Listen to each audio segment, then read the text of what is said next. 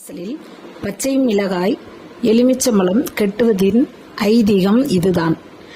மூதேவியும் ஸ்ரீதேவியும் நாட்டில் உலா வந்து கொண்டிருந்தார்கள். அப்போது மூதேவி சொன்னாள், தங்காய், என்னை யாரும் விரும்ப மாட்டார்கள் என்றாள். ஸ்ரீதேவி, ஆமாம் அக்கா, எனக்கும் தெரியும்.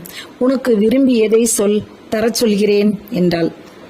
எனக்கு மிகவும் பிடித்தது புளிப்பான எலுமிச்சம்பழம், காரம், கசப்பு, இவைகள் எனக்கு ரொம்ப பிடிக்கும். சண்டை போடுகிற இடத்தில் நான் இருப்பதை விரும்புகிறேன் என்றாள். உடனே அது உனக்கு கிடைக்கும் என்று சொல்லி இருவரும் சென்று விட்டார்கள்.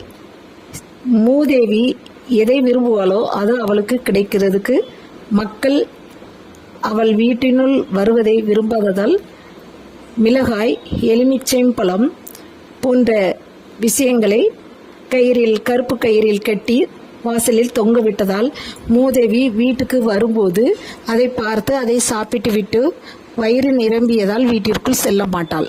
வீட்டினுள் அமைதியாக இருப்பதையும் அவள் விரும்ப மாட்டாள். ஆதலால் அவள் வீட்டினுள் நுழைந்து கலகத்தை ஏற்படுத்த மாட்டாள். இதுதான் ஐதீகம். சிவசிவ. திருச்சிற்றம்பலம்.